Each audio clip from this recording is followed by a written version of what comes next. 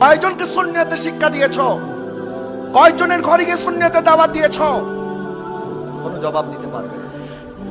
যারা সুন্নিয়তের দাওয়াত নিয়ে শুধুমাত্র নিজের ঘরের মধ্যে দাওয়াত দিচ্ছেন, গাউসুল আজম মসজিদের মধ্যে সুন্নিয়তের কথা বলা অনেক সহজ, এটা মায়ের কোলের মধ্যে বসে কথা বলার মতো, কিন্তু বাতিলদের সামনে গিয়ে সুন্নিয়তের কথা বলা অনেক কঠিন।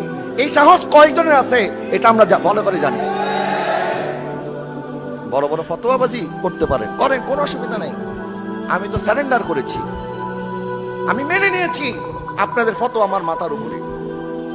আপনারা আমাকে বেঈমান বলেছেন, মুনাফিক বলেছেন, গাদ্দার বলেছেন, ইসলামের দুশমন বলেছেন। একজনের সাথে কোলাকুলি করলে বলে গুস্তাখে রাসূলের সাথে কোলাকুলি করে, আমিও গুস্তাখে রাসূল হয়ে গেছি। আচ্ছা, গুস্তাখে রাসূল একটা লোক বেয়াদবিমূলক কথাবার্তা যা বলেছিল এটার জন্য তওবা করেছে, এবং আমরাও বলেছি যে ইসলামের কল্যাণে আপনাকে আগামী তো মাঠে ময়দানে কথা বলতে হবে। আপনিও মাঠে ময়দানে কথা বলবেন, আমরাও কথা বলবো, তবে আমাদেরকে শালীনভাবে বলতে হবে। আমরা শালীনতার সাথে হুজুর পাক সাল্লাল্লাহু আলাইহি ওয়াসাল্লামের সুন্নত মোতাবেক যেভাবে বললে কোনো বিরোধ তৈরি হবে, মানুষ একজন আরেকজনের বিরুদ্ধে দাঁড়িয়ে যাবে, আমরা কেউ এইভাবে কথা বলবো না।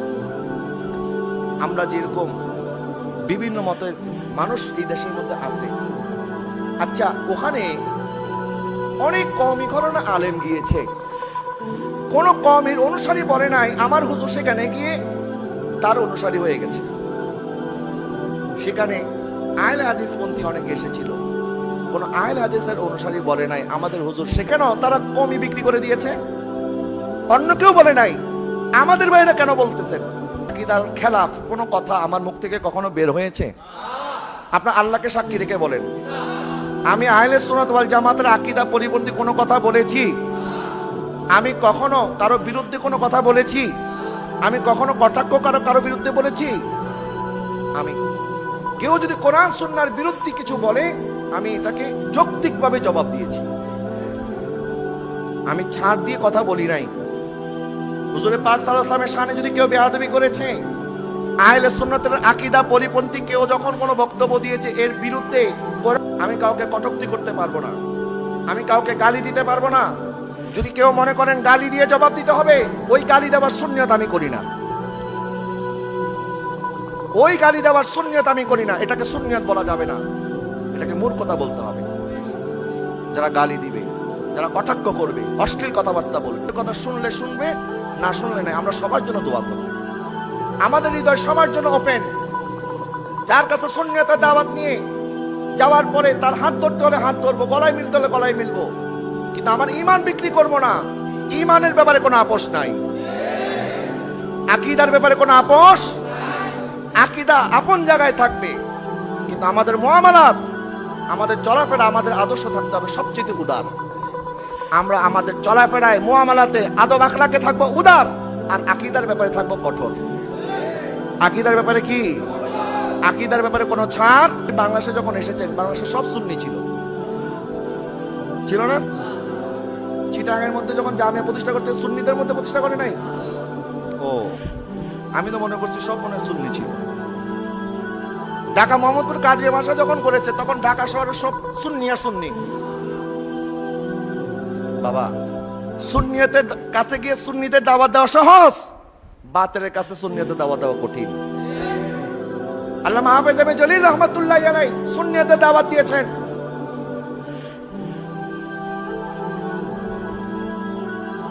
কার কথার সাথে? এটা ওসমান হুজুরকে জিজ্ঞাসা করেন, আমি ওসমান হুজুর কোনো বক্তব্যের জবাব দিচ্ছি না। আমি ওসমান, বসেন, আপনি বসেন, বসেন। আমি ওসমান হুজুরের বক্তব্যের জবাব দিচ্ছি না, বসেন আপনি।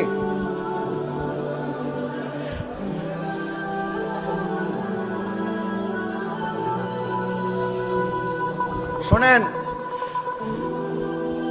আমি আপনাদের নামাজের ইমামতি করি, আমার কথা কি শুনবেন না আপনারা? আমার বক্তব্য শুনবেন না?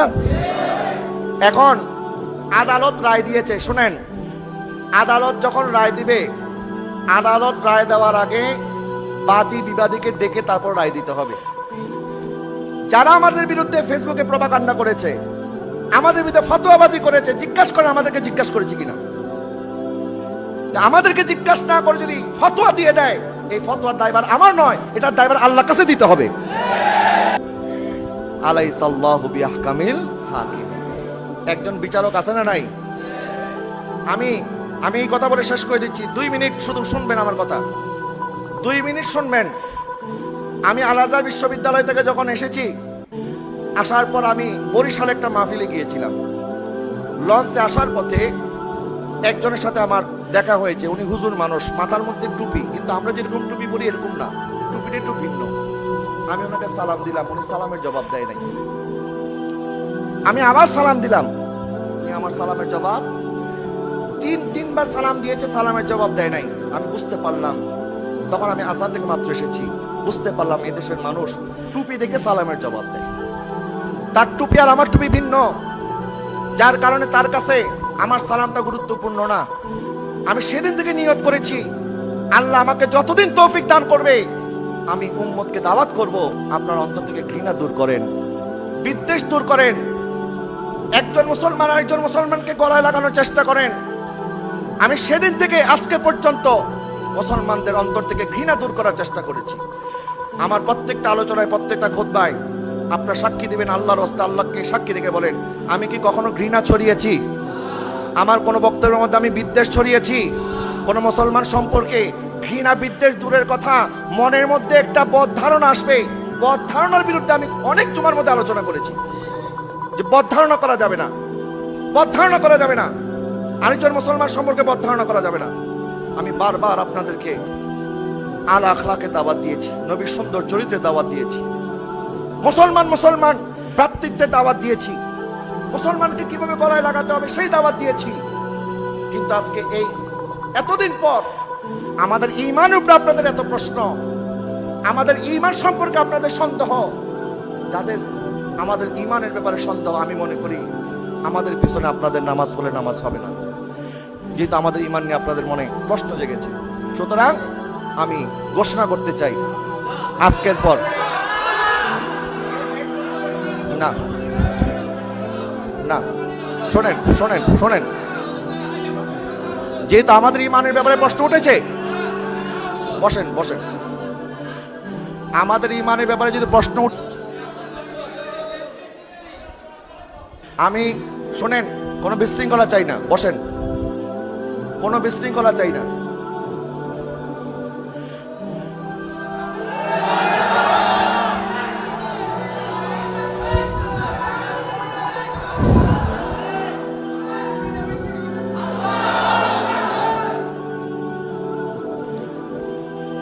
আমি 3-4 বছর আপনাদের সাথে ছিলাম, শেষ করে দিচ্ছি। আমি যেহেতু এখনো আমার ঈমান সম্পর্কে আপনাদেরকে ক্লিয়ার বলতে পারি নাই, এখনো আমাকে পরীক্ষা দিতে হবে আমি সুন্নি কিনা। এটা যদি আমাকে পরীক্ষা দিতে হয়, তাহলে আমাকে তো নামাজ না পড়ানোই ভালো। এই ব্যাপারে আমাদের সভাপতি সাহেব উনি বলে দিবেন ক্লিয়ার কাট। আমার এখানে কোনো ব্যাখ্যার দরকার নাই, কোনো বিশৃঙ্খলা আমি চাই না, এটা নিয়ে পক্ষ বিপক্ষ কথা হোক আমি চাই না। আমাদের সভাপতি মহোদয়, আমাদের নির্বাহী সভাপতি মহোদয়, উনি যে সিদ্ধান্ত দিবেন আমি সেটাকে মাথা পেতে নিই।